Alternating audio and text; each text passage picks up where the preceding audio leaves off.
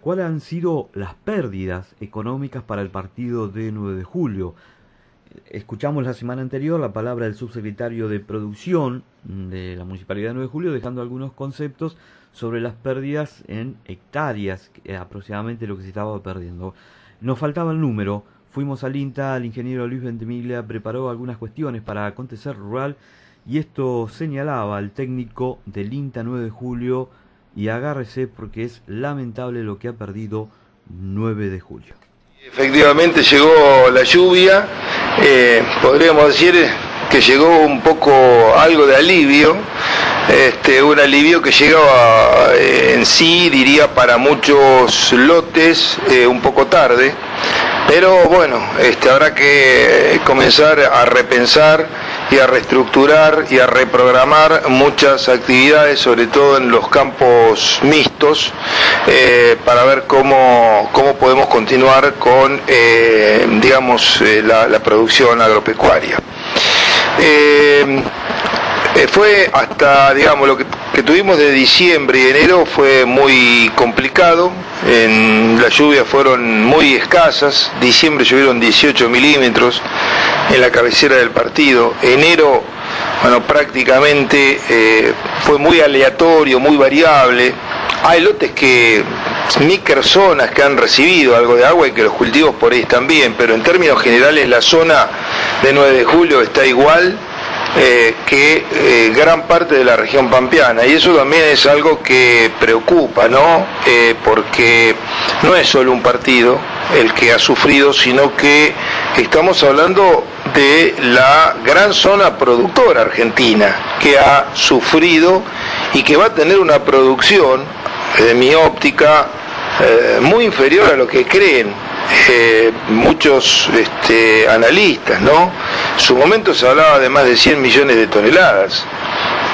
Yo creo que vamos a estar lejos de ese valor, porque se afectó el sur de la provincia de Santa Fe, el sudeste de Córdoba, la parte norte de la provincia de Buenos Aires, centro de la provincia de Buenos Aires, lugares donde tenemos partidos como Pergamino, Chacabuco, Salto, Arrecife, Colón, son zonas muy productoras, fundamentalmente de cultivos de cosecha gruesa. ¿Y que están igual o peor que 9 de julio? Sí, están igual o peor, exactamente. Yo creo que hay muchas que están peor. La parte del oeste de la provincia de Buenos Aires, la zona de Rivadavia, Ameguino, la zona de la parte productiva también de La Pampa. Estamos hablando de una zona muy amplia, por lo tanto me parece que el efecto es muy importante y hay mucha gente que todavía no ha tomado debida conciencia de lo que puede significar esto para las comunidades rurales que viven, como la de 9 de julio, directa o indirectamente de la producción agropecuaria. Es decir, esto yo creo que sin desmerecer ninguna otra de las actividades, el grueso se mueve al compás del campo. Y creo que el compás del campo para los próximos meses va a ser lento. ¿Por qué? Porque si nosotros miramos un poco qué es lo que ha venido pasando y qué es lo que ha pasado en este último tiempo, nos damos cuenta que los números no van a cerrar, no le van a cerrar a muchos productores, no solamente que no le van a cerrar, sino que van a tener pérdida. Y hay que seguir. O sea, la pérdida significa no ganar, pero hay que seguir viviendo, hay que seguir pagando sueldos, hay que seguir pagando créditos si es que hay que reiniciar una nueva campaña, y todo eso es dinero.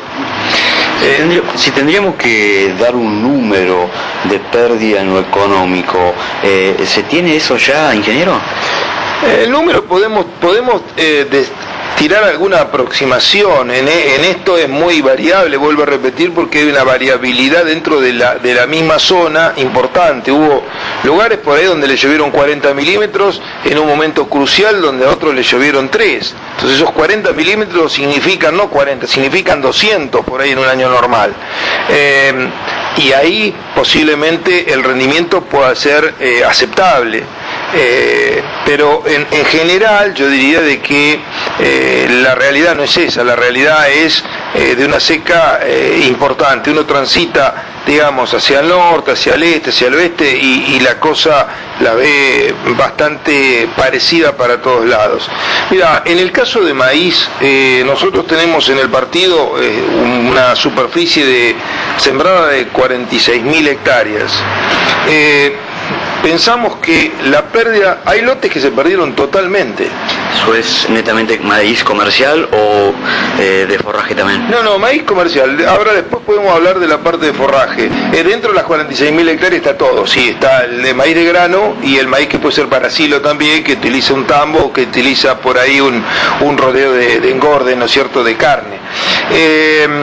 Pero tomándolo en forma general y tratando de poder cuantificar un valor de pérdida, yo creo que aún considerando los lotes que se perdieron totalmente y los lotes que el rendimiento va a ser muy inferior, yo creo que tenemos una pérdida, prácticamente vamos a tener la mitad de producción que tenemos en un año normal. En un año normal el promedio productivo de 9 de julio está en los 8.500, 8.800 kilos por hectárea, es valor promedio. Bueno, yo estimo que este año vamos a estar posiblemente en los 5.500 kilos. Ese valor prácticamente no paga los costos de producción. Y si nosotros esto lo cuantificamos al valor que tiene el maíz hoy, representa una pérdida de más de 100 millones de pesos. Para 9 de julio, directa, 100 millones de pesos. Pero el cultivo de maíz no es el único cultivo que tenemos. Eso es visto desde el punto de vista granario. Ahora, miremos, antes de avanzar un poquito más con la parte de otros cultivos, el maíz dentro de los sistemas productivos. Una cosa es la producción del maíz como grano, para venta de grano, podemos hablar de esa pérdida. Ahora, la otra es un maíz en un tambo. Un maíz en un tambo es estratégico, es esencial para la parte de producción, basa gran parte de su producción en el silaje de maíz y también en el grano de maíz. Normalmente un tambo hace su programación y estima siempre un porcentual de un 10, un 15% mayor, porque uno no sabe cómo puede venir el año. Ahora, nunca va a pensar en un 70% más, imposible. Bueno, hay tambos que han picado maíz para silo, han sacado el 25, el 30% como mucho de lo que habitualmente sacan de materia verde. Si a eso aparte le hacemos un análisis de calidad, bueno, la pérdida es mucho mayor. Entonces, eso también es una pérdida, porque eso va a tener que ser reemplazado con algo. ¿Se traduce en producción o quizás no? Porque una vaca de tambo es una máquina de producir diaria que nosotros no la podemos discontinuar, la tenemos que seguir alimentando. Entonces vamos a tener que conseguir, hay tambos que han vuelto a sembrar maíz para tratar de generar alguna producción, aunque sea pequeña, pero alguna producción, incrementar un poco sus reservas, tendrán que salir a comprar, tendrán que trabajar más con balanceado, pero son todos costos que estamos poniendo, eso es pérdida para el sistema de producción. Lo mismo puede pasar dentro de los otros sistemas, o sea, un cerdo, o también lo que es feedlot, que basa su alimentación en gran medida en la parte de grano, ¿no es cierto?, de concentrados. En el resto de lo que respecta a las pérdidas en agricultura, habíamos hablado del maíz. Si hablamos de la soja, que es el cultivo más importante en hectáreas, nosotros tenemos entre 130 y 140.000 hectáreas de soja de primera. Ahí tenemos desde lotes perdidos también, que no son los lotes agrícolas, pero que la soja colonizó, lotes de aptitud clase 5, clase 6 también hay algunos, lotes que tienen salinidad, bueno, eso se perdieron totalmente. Pero yendo a los lotes de aptitud media a buena, hay pérdidas realmente importantes en sectores de lotes donde el suelo es de algo inferior calidad. Hay pérdidas en las partes buenas, donde hubo aborto de flores, pero muchísimo más elevado que en años normales. Hubo abortos de chauchas mucho mayor que en años normales. Las plantas han quedado enanizadas, toda la vascularización de la planta ha quedado totalmente reducida y la planta envejeció. Hoy si uno camina y toca la planta se quiebra. ¿Por qué se quiebra? Porque es leñosa. Toda la parte vascular está reducida a la mínima expresión. Entonces, por más que ahora se reactive con esta lluvia, si puede reactivar y pueda generar alguna flor más y demás, esa parte de vascularización no se va a reactivar, por lo tanto los canales de circulación están reducidos. Nosotros al menos estimamos como mínimo en soja que podemos tener una pérdida entre un 25 y un 30% en soja de primera. Esto quiere decir que tomando un rendimiento en soja de primera medio de 3.500 kilos, por ser bondadosos, podemos pensar en 2.500 kilos para esta campaña. Eso significaría una pérdida de algo así como 170 millones de pesos para el partido de 9 de julio. Que se suman a la pérdida del maíz. Exactamente. En el caso de soja de segunda, la situación es peor, porque nosotros venimos de un cultivo de trigo y cebada que fue, desde el punto de vista productivo, sumamente exitoso, el mejor que hemos tenido, desde el punto de vista económico, quizás uno de los peores, porque los precios en ese momento no acompañaron,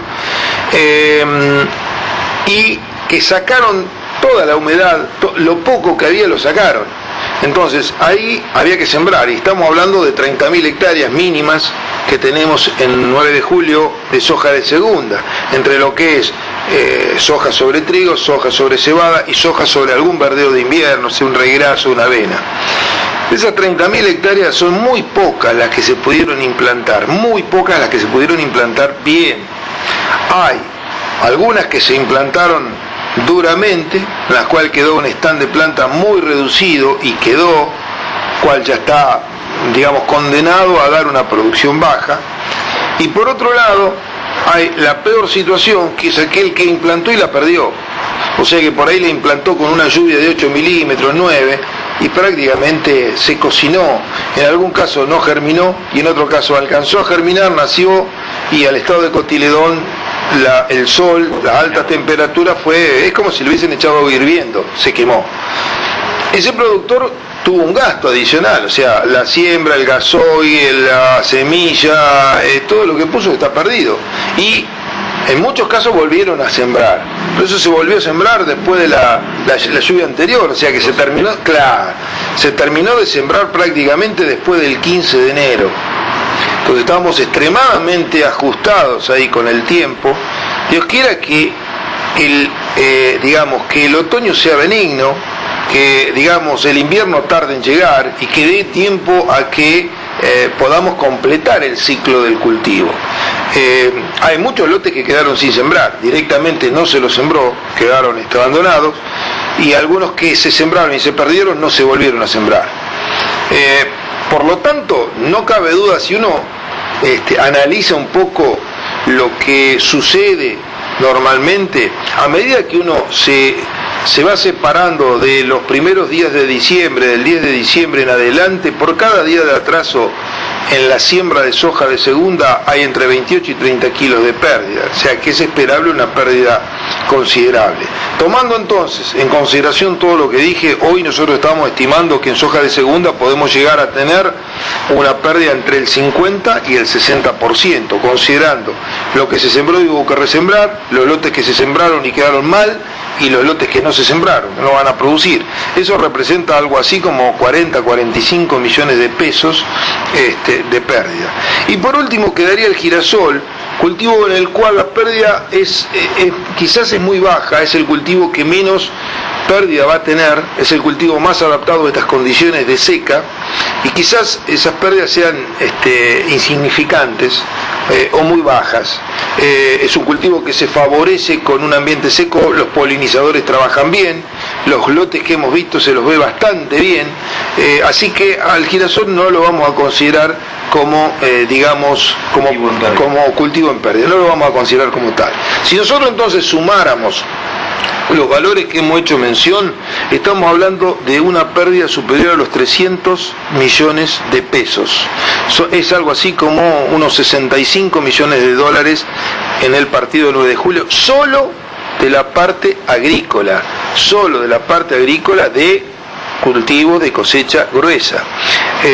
Por supuesto que si a esto le sumamos la parte ganadera, estas pérdidas se incrementan notablemente. Lo que pasa es que en la parte ganadera es mucho más difícil poder cuantificar, a ver, cuántas pasturas se hicieron nuevas y se perdieron, cuántas pasturas viejas se perdieron totalmente, porque uno con solo mirar lo que pasaba en las plazas, en las ramblas de 9 de julio, en los parques de las casas de 9 de julio, estaba todo seco, totalmente seco, en el campo estaba exactamente igual.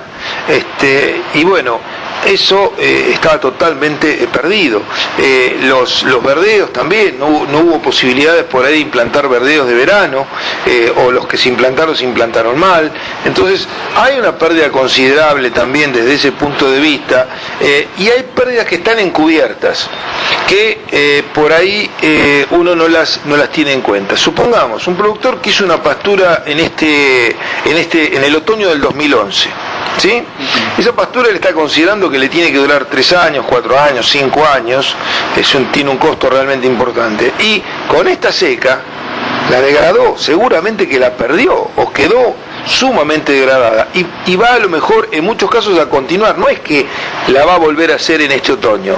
Por lo tanto, si esa pastura, por decir un valor, podría llegarnos a dar 400 kilos, 450 kilos de carne por hectárea año, no nos va a dar eso, no va a dar 150, 200, es decir, que estamos perdiendo 200 kilos, 250 kilos por 1, por 2, por 3 años que dure la pastura. Es una pérdida a largo plazo que no la estamos visualizando y la vamos a tener. Y así pasa con muchas otras cosas. Entonces, yo veo un panorama bastante complicado. Ya vimos los números del punto de vista de la agricultura. Pensemos que también 9 de julio no escapa a la situación de la región pampeana, en donde prácticamente más del 50% de los campos, sobre todo en la rama agrícola, son trabajados por terceros, es decir, gente que alquila. Entonces, si yo hablo de un rendimiento de 5.000 kilos de maíz, 5.500 kilos de maíz que no pago los costos de producción, no estoy poniendo ni siquiera el valor de la tierra o el alquiler para cubrir esos costos. Entonces, esto quiere decir que hay mucha gente que en esta campaña, lamentablemente, no es que va a dejar de ganar dinero, sino que va a perder dinero. Y esa gente maneja estructuras en donde hay